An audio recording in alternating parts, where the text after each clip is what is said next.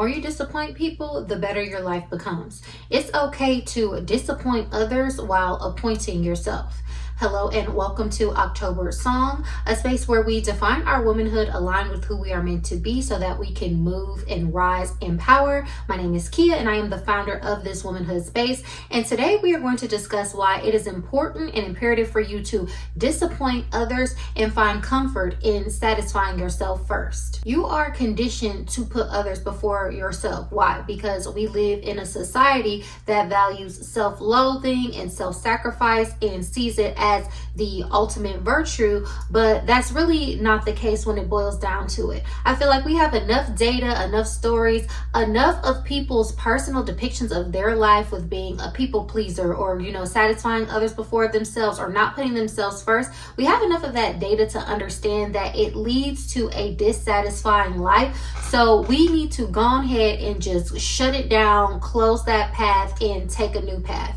Now, where it comes from, a lot of times for women, the fear of disappointment or disappointing other people, a lot of times it stems from childhood. When you were a child, you had to, obey your parents, obey your teachers, obey, any authority figures in your life because you didn't have the autonomy to act, on your own without running it by another person. So though in some instances, this can be, beneficial for children to lead them and guide them and usher them in the right decisions, you cannot take the gold star mentality with you into your womanhood. You cannot think that if I do this, if I please enough people, if I'm agreeable, if I don't ruffle too many feathers, if I fit into the box that makes other people feel comfortable with me, then I will be rewarded. Because 9 times out of 10 and 10 times out of 9, you literally will not. As women, we cannot live and die by whether or not somebody is going to be dissatisfied with the decisions that we choose to make. We cannot, satisfy everyone to the point that we disappoint ourselves. Because here's the thing, a lot of times it's kind of like a seesaw. It's like the more you disappoint other people, it's like the more you appoint yourself. The more you align and you're not really disappointing anybody and all those kinds of things, that's fine, but you're just really playing it safe and there's no growth in that. There is no maturity. There are no aha moments in just playing it safe. And then the more you please other people, it's like you disappoint yourself because oftentimes the way we are taught to do that is tied to self-sacrifice. These weird circles of like, I sacrifice for you, then you sacrifice for me, or well, I sacrifice for another person, now this person has to sacrifice for me. It's a game of hot potato, and then oftentimes you get left with the potato of needing to fill some type of emotional gap, emotional void, or some type of thing that someone is pulling on your energy for them to satisfy themselves, and they're not getting it from themselves. So also when you choose to always think along the lines of, am I going to disappoint this person? Is this person going to be pleased with what it is that I'm doing or not? You teach people to like vampirize you and take from you without properly pouring back into you, and obviously that is going to be to no avail, and you cannot win in your life and rise as a woman by constantly letting others deplete your energy and not seeing the value in holding your energy for yourself. So what do I mean when I say disappoint others to appoint yourself? What does it mean to appoint? It means to choose. It means to decide. It means to select. It can sometimes signify, a place and a time, as in like an appointment. You know what I'm saying? It signifies an agreement to do something or hold space for something at a certain period of time for a certain reason. And that's what we need to do for ourselves. We need to appoint ourselves. We need to elevate ourselves. And it's so unfortunate that it is a radical idea that women or people need to hold their energy for themselves first and foremost. So a lot of times I feel like when we discuss these topics, it's the whole thing like, I'm going to put me first. I'm going to say no. I'm going to have my boundaries. And sure, those things can be a part of it, but just take a deep breath, sit back, and de-revolutionize the idea of saying no. De-revolutionize the idea that you have to have some type of excuse, or that you have to have some type of revolutionary reason bigger than yourself as to why you're doing something. You are the reason. Full stop. You are the start and the finish as to why you get to say my values, my thought process, what I want out of life comes first.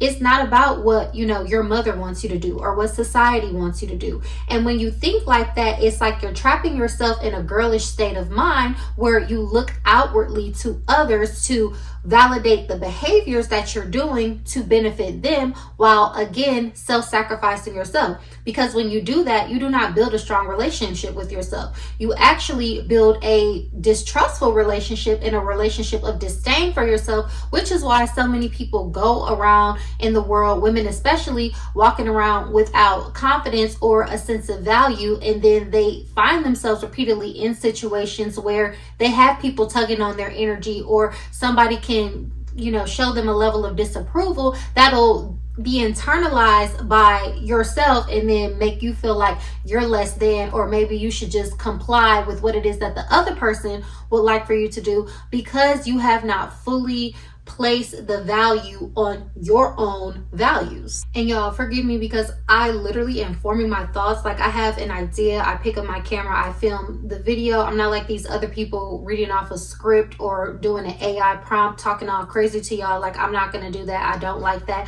So I'm really saying something to y'all from my heart and my head. So what I mean when I say place the value on your own values, do you know what you value? And then if you know what you value, do you value those values higher than the values of society? Because that is literally the crux of a lot of this stuff, is that number one, you haven't defined your values. And then once you have defined your values, you do not align with your values. And this ties into the Adult Girl Diaries workbook ebook. As I've stated, this is like our lesson plan for this channel, so the link is in the description.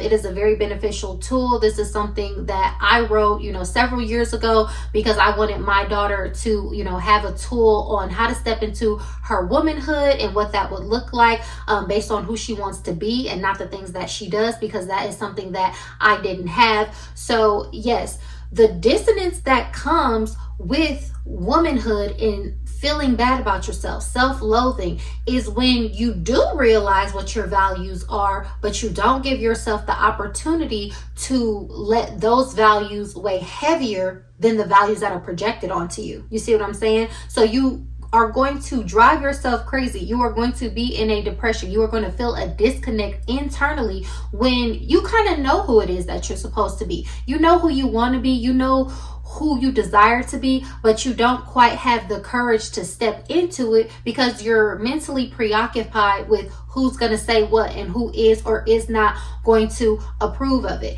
And that's the biggest thing about stepping into womanhood, because when you think about it, a grown woman don't care. When you think about a grown woman who is embodied, living her life, looking cute, grown, sexy, luscious, wealthy, she don't care, because why should she? She is experiencing the full measure and the full pleasure of being who she is, and everybody around her feels that energy. That is what I have experienced for defining my womanhood for myself, and that is what I want all of us songstresses to experience through this work that we are doing.